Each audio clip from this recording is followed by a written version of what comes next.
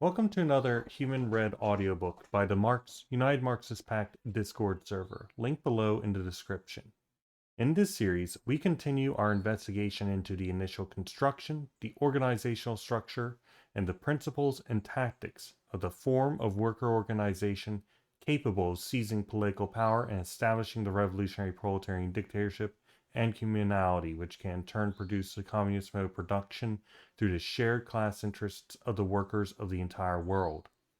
Our goal is to compile, analyze, and elaborate on what all these texts have to say about this, and at the end have a strong understanding of the exact scientific process of it, particularly in general terms.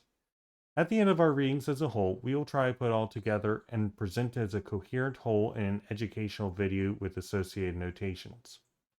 Today's reading is the 1960 Che Guevara's On Revolutionary Medicine. This is technically after the revolution, but I believe that this is entirely valid for the course of it. This video includes a pre-written textual analysis on the terms of the aforementioned topics, which is also posted in the pinned comment if you prefer to read it in text, or follow the link in the description to a read-only version of my Google Docs notes. This will summarize the contents of the text, but is no replacement for the actual reading itself for the sake of understanding the context. I'm reading these specifically and only for the pertinent content, and I'm not including items that are not of interest for most conditions that are related to the topic hand, but only historically, for example, the peasant question.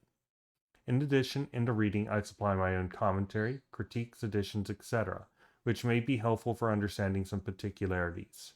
So with that said, here is our pre-written textual analysis. Revolutionary action, and we're going to say revolutionary a lot here, requires the conditions to take revolutionary action and the mobilization of everyone using arms and practicing militant unity. The use of these will reinforce their understood need because the struggle's true character will be made clear through the act of struggle. In other words, one does not notice their chains until they move, and therefore you have to move in order to actually, figure out, hey, I'm locked up, and then figure out, okay, how do I get out of this? Right? You got to keep on moving. You got to keep on trying different things until eventually you figure your way out to wiggle out of whatever is limiting you. Continuing. However, while the revolution requires the whole, the revolutionary individual is a fundamental part of the organization. Those in the revolutionary unity are not standardized, with will and initiative limited by the collective. There must instead be room for the individual to go out and take action, and in and through the organization, liberate the individual's independent talent. Individualism, in terms of the workers' organization, is definitely the efficient utilization of the whole individual for the benefit of the whole. And this break with liberal individualism requires a new way of thinking of education. Hence, the requirement for revolutionary pedagogy, which produces internal changes and allows the workers to witness external changes. This education is carried out through praxis, wherein revolutionary duties toward society are performed. Therefore, it is in the act of doing that one attains revolutionary consciousness and full development as an individual in and through society and in and through the party, which acts as a microcosm of the future society. This praxis is key to beginning the education of the people, including those who are not in the party. When revolutionary energies are developing as a result of actions taken, the people will witness it and start becoming agitated and empowered, motivated. Therefore, the work of revolutionary individuals is to go to the people, find out their class problems and thereby all problems, and bring them back into the collective movement by taking action and thereby educating them, showing them that the greatest preventative medicine towards oppression and exploitation is to overthrow your oppressors and exploiters. While among the people, we should seek their wisdom, even if we disagree with it, and not be patronizing, instead approaching them as learners and peers with inquiring minds and humility. Through learning from the masses, we will improve our own understanding of how to address them and develop our own social and philosophical concepts.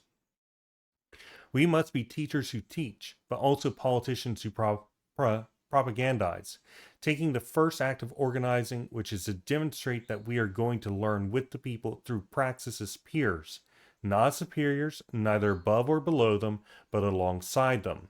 By using the weapon of solidarity while knowing ourselves and the enemy, we need only determine what steps to take to achieve victory through that knowledge.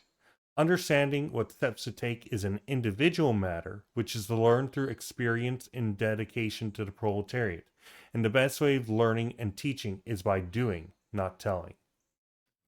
And now we will get started on the reading. I hope that you'll stick around. This is Ernesto Che Guevara's On Revolutionary Medicine. This is spoken to the Cuban militia in 1960.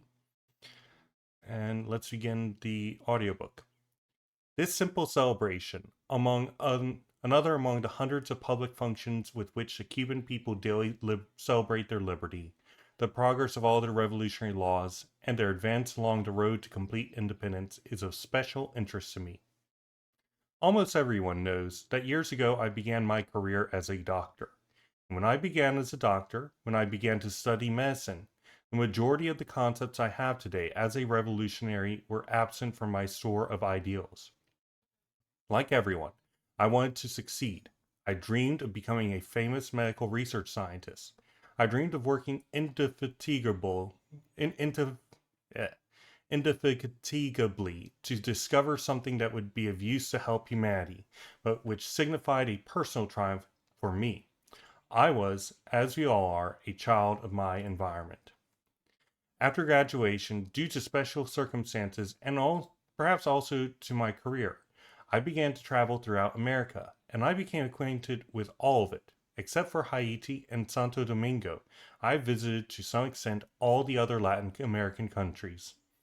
Because of the circumstances in which I traveled, first as a student and later as a doctor, I came into close contact with poverty, hunger, and disease, with the inability to treat a child because of lack of money, with the stupefaction provoked by the continual hunger and punishment, to the point that a father can accept the loss of a son as an unimportant accident, as often occurs in the downtrodden classes of our American homeland.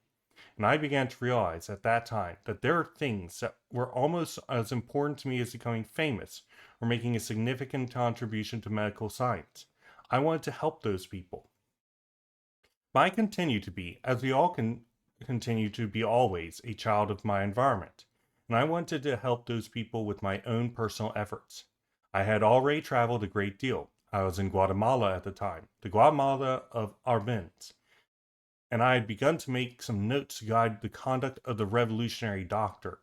I began to investigate what was needed to be a revolutionary doctor.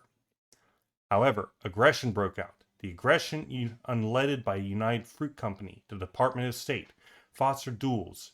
In reality, the same thing, and their puppet, called Castillo Armas. The aggression was successful since the people had not achieved the level of maturity of the other Cuban people of today. One fine day, a day like any other, I took the road of exile, or at least I took the road of flight from Guatemala, since that was not my country. Then I realized a fundamental thing. For one to be a revolutionary doctor, or to be a revolutionary at all, there must first be a revolution. Isolated individual endeavor, for all its purity of ideals, is of no use, and the desire to sacrifice an entire lifetime to the noblest of ideals serves no purpose if one works alone, solitarily, in some corner of America, fighting against adverse governments and social conditions which prevents progress.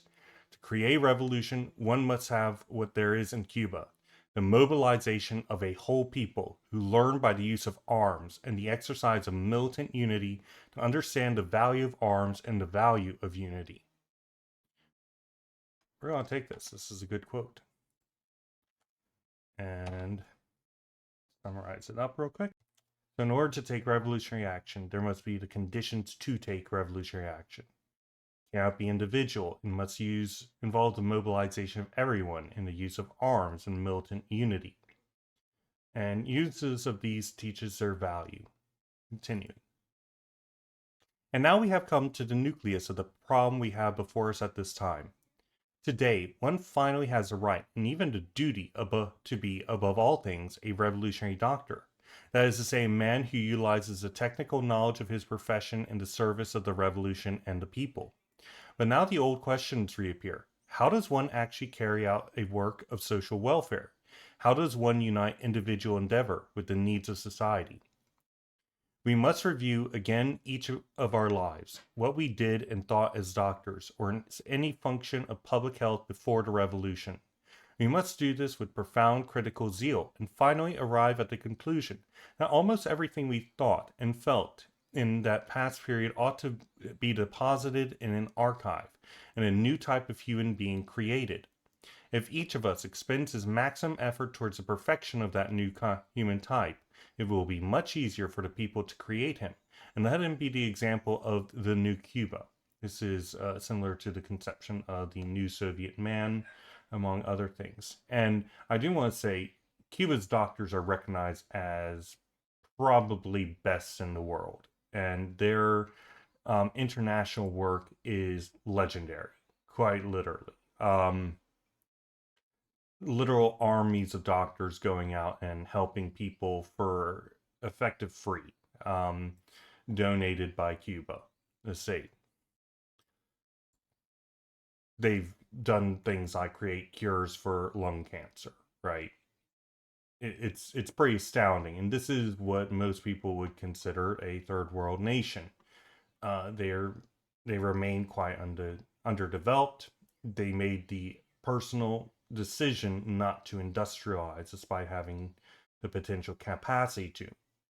But on the other hand, they are the only country on the planet that is sustainably developing ecologically, though in terms of water and 8 other things in particular, they're less sustainable, but that's on a list of like 140 different things, and nobody is sustainable on any of those except for Cuba.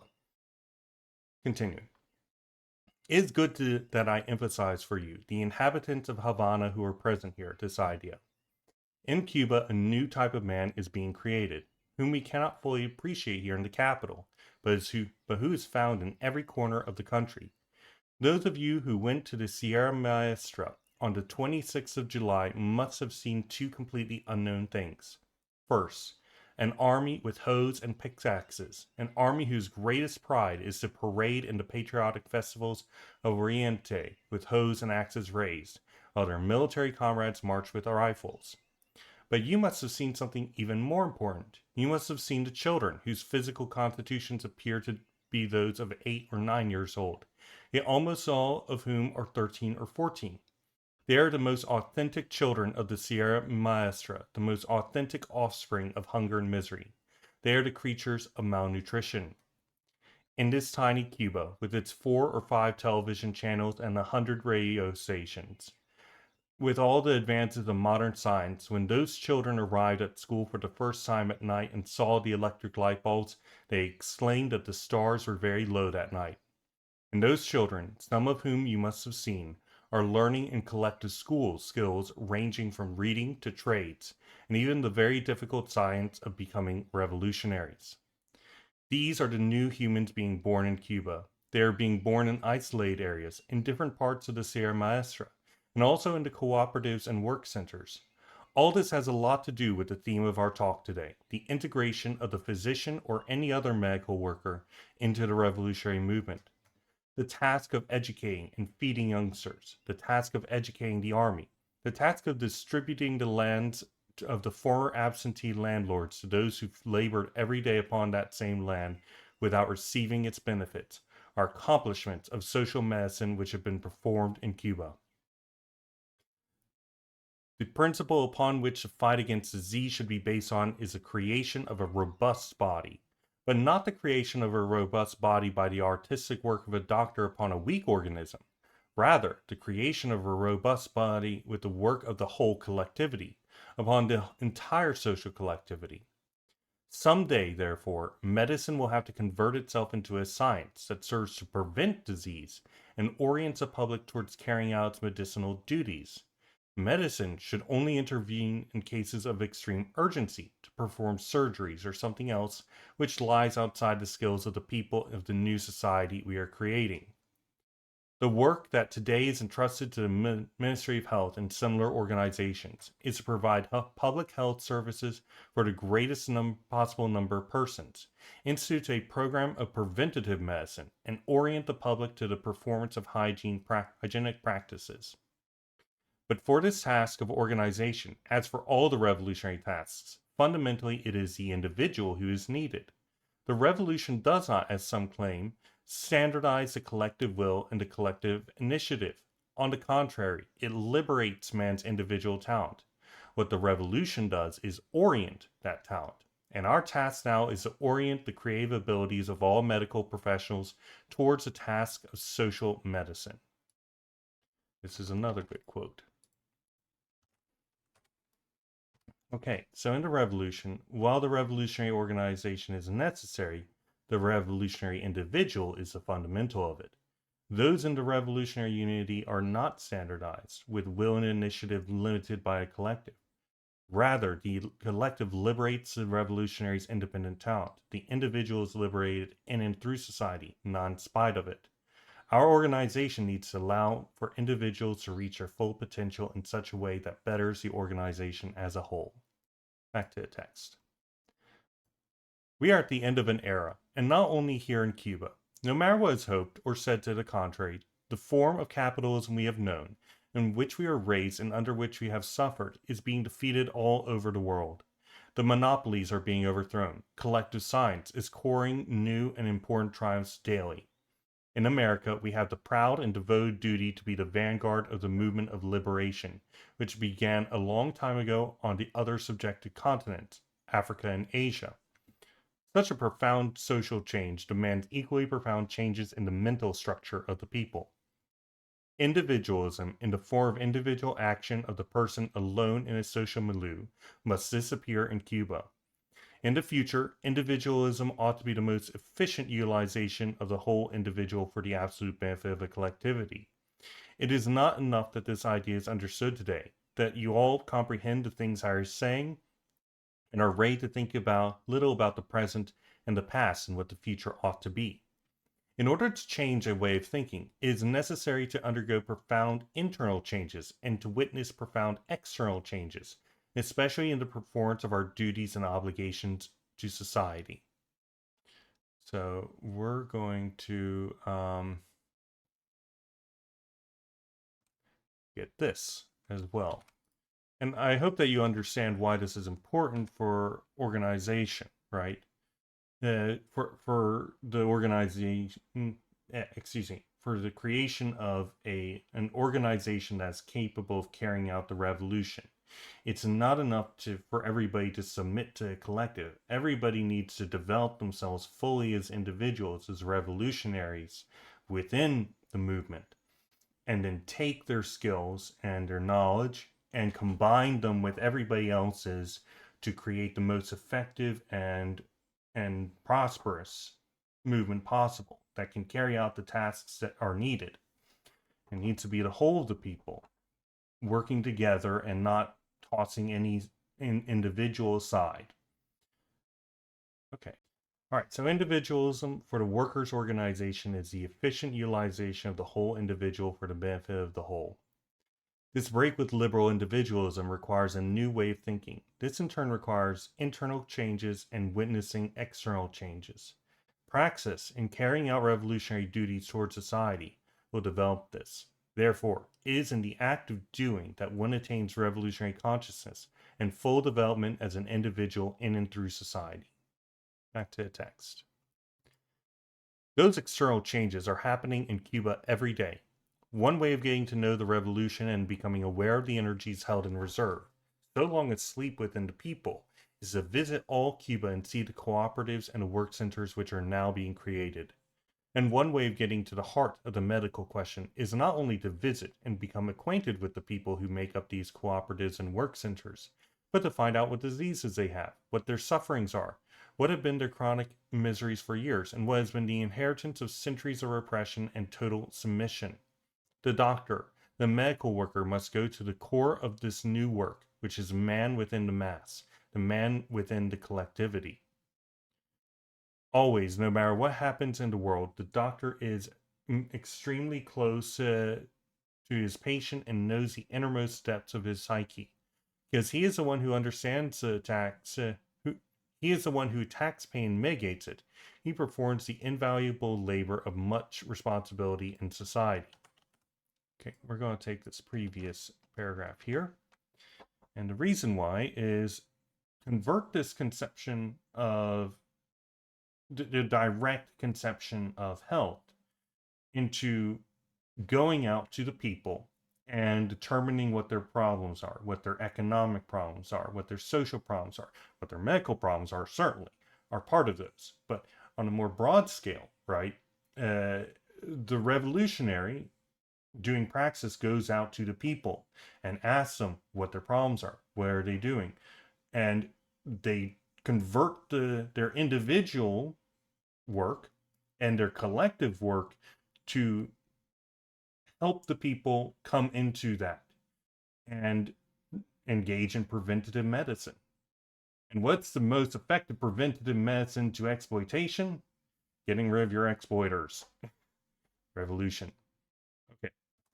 So when revolutionary energies are developing, the people will witness it. And this is the witnessing external changes and start becoming agitated and empowered.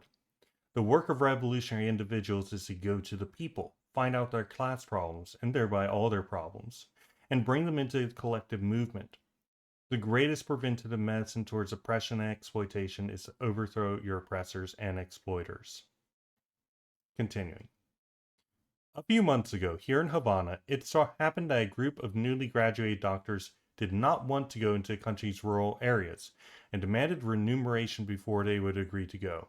So essentially, to perhaps you all have listened to Yellow Parenti's speech, but if you haven't, essentially there was a dedication that the doctors had, wherein for a period of time after graduation, which was free, they had to go to the rural areas and act as doctors. That was the cost.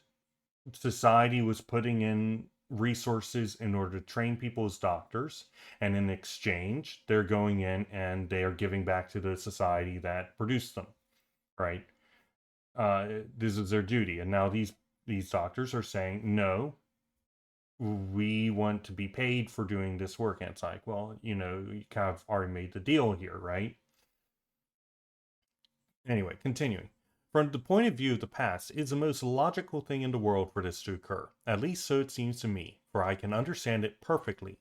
The situation brings back to me the memory of what I was and what I thought a few years ago. My case is the story all over again, the gladiator who rebels, the solitary fighter who wants to assure a better future, better conditions, and make valid the need people have of him.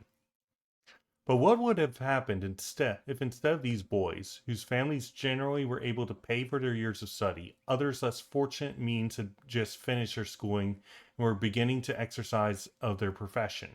So this is like the year after the revolution. So I guess that these doctoral graduates were of the previous society and didn't get those benefits of free tuition. What would have occurred if 200 or 300 peasants had emerged, let's say by magic, from the university halls? What would have happened, simply, is that the peasants would have run, immediately and with unreserved enthusiasm, to help their brothers. They would have requested the most difficult and responsible jobs in order to demonstrate that the years of study they had received had not been given in vain. What will have happened is what will happen in 6 or 7 years, when the new students, children of workers and peasants, receive professional degrees of all kinds. This carried out, by the way. This is absolutely the case. But we must not view the future with fatalism and separate all men into either the children of the working and peasant classes or counter-revolutionaries, because it is simplistic, because it is not true, because there is nothing which educates an honorable man more than living in a revolution. None of us, none of the first group which arrived in the Granma, who settled in the Sierra Maestra and learned to respect the peasant and the worker living with him, had a peasant or working class background.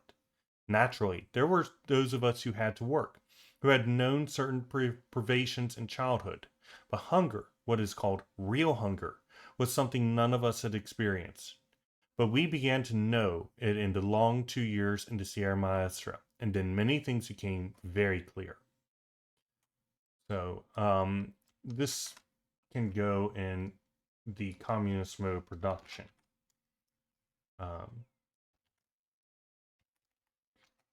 This isn't the communist mode production yet, but see, look what's happening here, right? The labor becomes life's prime want, right? The people have other reasons to want to work other than money.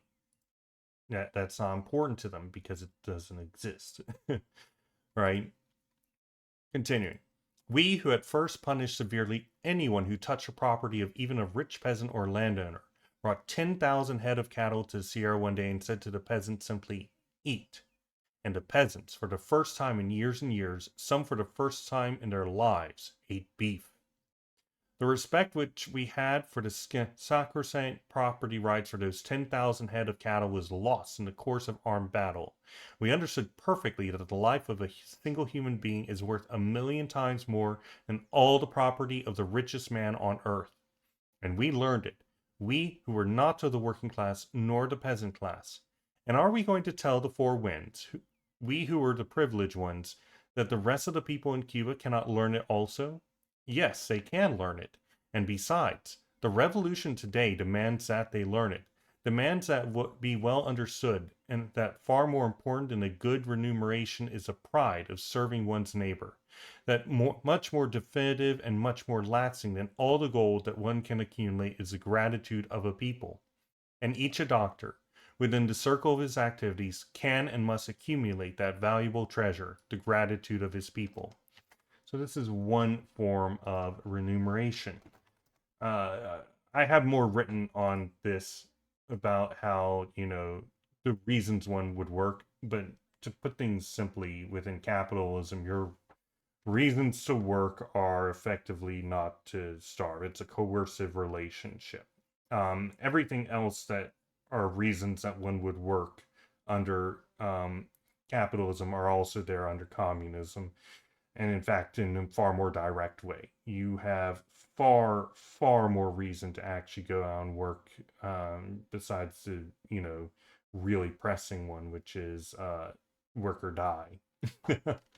Or live in abject poverty and be utterly humiliated and dehumanized. That's the other one. Continuing. We must then begin to erase our old concepts and begin to draw closer and closer to the people and to be increasingly aware. We must approach them not as before. You are all going to say, quote, no, I like the people. I love talking to workers and peasants, and I go here or there on Sundays to see such and such, end quote. Everyone has done it. But we have done it practicing charity, and what we have to practice today is solidarity. We should not go to the people and say, here we are. We come to give you the charity of our presence, to teach you our science, to show you your errors, your lack of culture, your ignorance of elementary things.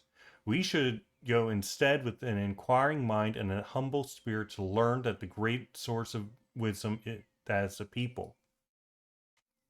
Later, we will realize many times how mistaken we were in concepts that were so familiar they became part of us and were an automatic part of our thinking.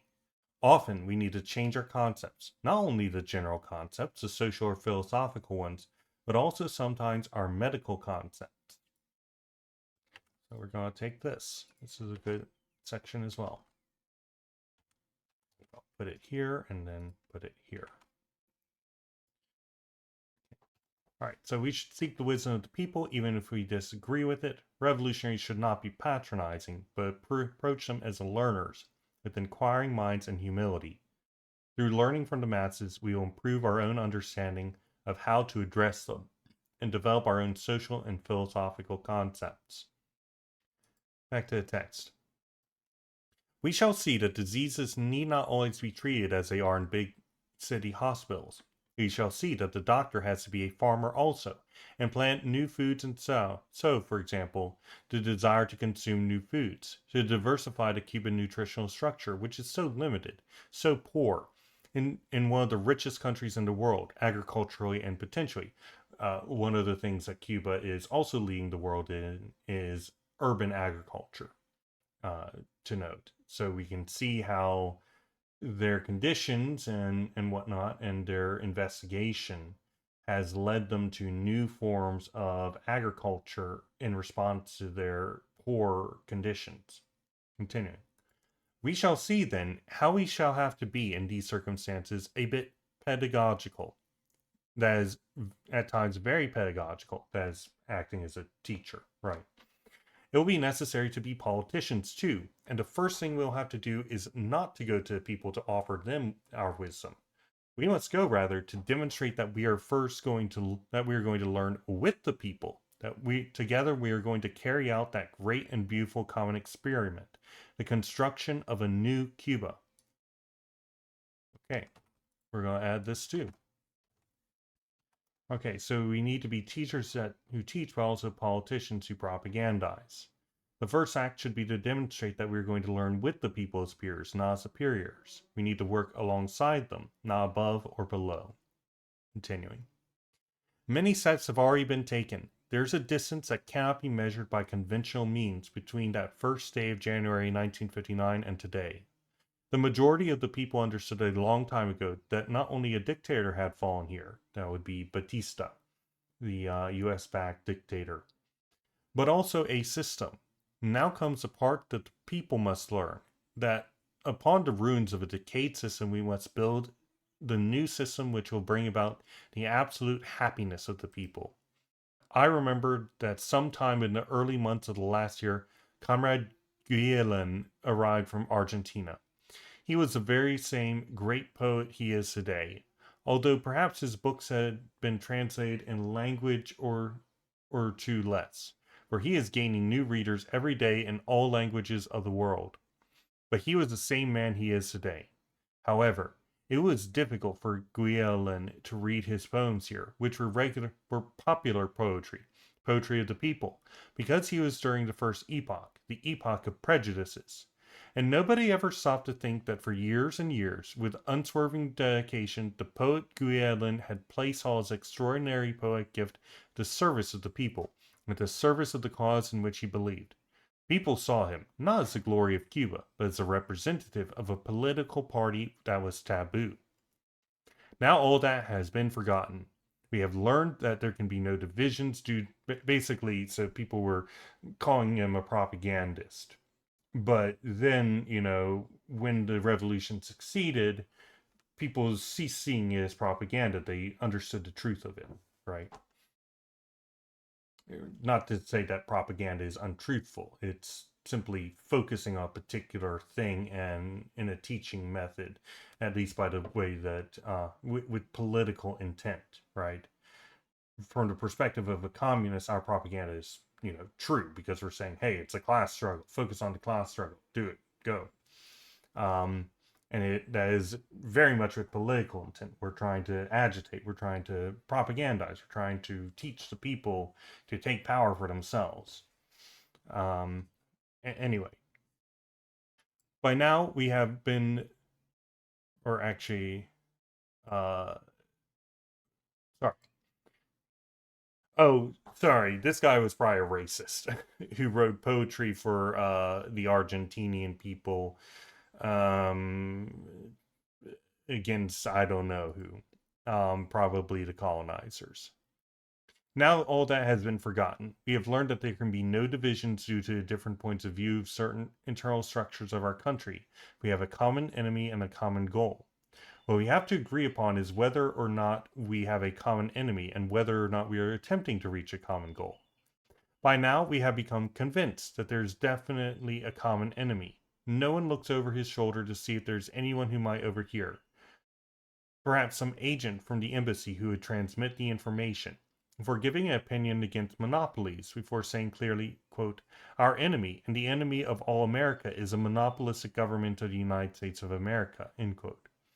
If now everyone knows that there's that is the enemy, and it is coming to be known also that anyone who fights against that enemy has something in common with us. Then we come to the second part.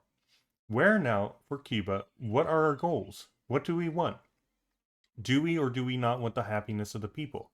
Are we or are we not fighting for the total economic liberation of Cuba? Are we or are we not struggling to be a free nation among free nations, without belonging to any military bloc, without having to consult the embassy of any great power on earth, without about any internal or external measure that is going to be taken here?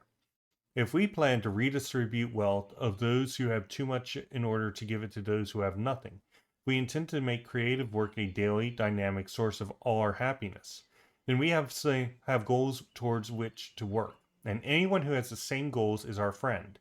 If he has other concepts aside, if he belongs to some organization or another, those are minor matters. In moments of great danger, in moments of great tensions and great creations, what counts are great enemies and great goals. We are already agreed. If we all know where we are going, and let him grieve to whom it will cause grief, then we have to begin our work. I was telling you that to be a revolutionary, you have to first have a revolution. We already have it.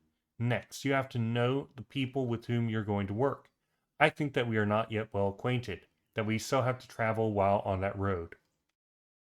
You asked me what are the vehicles for getting to know the people beside the vehicle of living into cooperatives and working in them.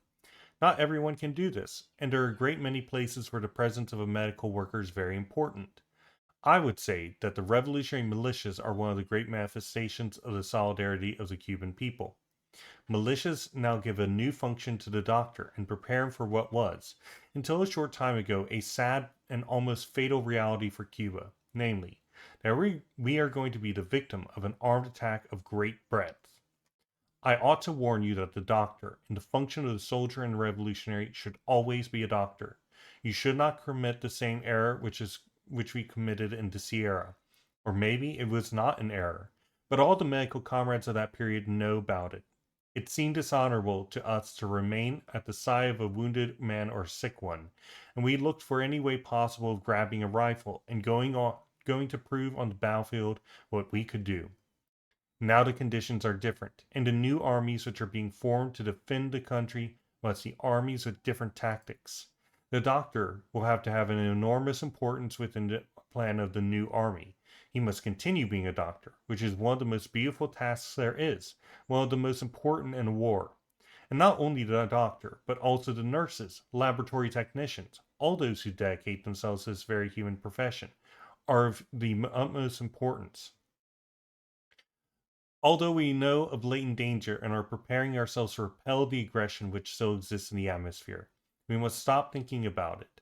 If we make war preparations the center of our concerns, we will not be able to devote ourselves to creative work. All the work and all the capital invested in preparing for military action is wasted work and wasted money. The DPRK could learn from this, by the way.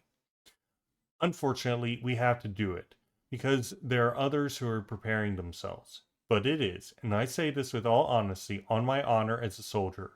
The truth is that the outgoing money which most saddens me as I have to watch it leave the vault of the National Bank is the money that is going to pay for some weapon. Nevertheless, the militias have a function in peacetime. The militias should be, in populous centers, the tool which unifies a people. An extreme solidarity should be practiced, as I have told it is practiced in the militia of the doctors. In time of danger, they should go immediately to solve the problem of the poor people of Cuba. But the militias offer an opportunity to live together, joined and made equal by a uniform with men of all social classes of Cuba. We're going to add this to the dictatorship of the proletariat.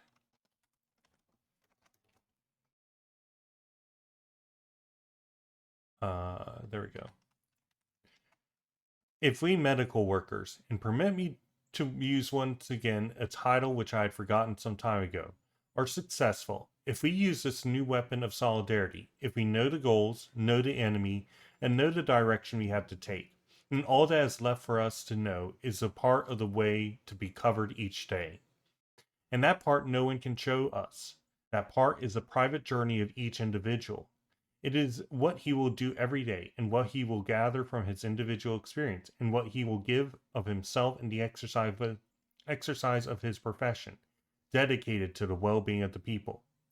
And now that we have all the elements for our march towards the future, let us remember the advice of Martí.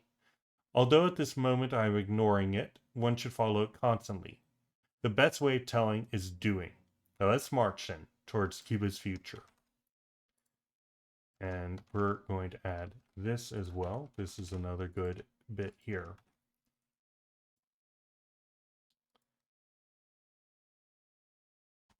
So using the weapon of solidarity while knowing the enemy and ourselves, we only need to figure out what steps to take to achieve victory. And that's what all this is about, right? Understanding this is an individual matter, which is learned through experience and the dedication to the proletariat. And the best way of telling is doing, not merely by teaching. And that's Che Guevara's revolutionary medicine speech. Thank you for attending the reading session.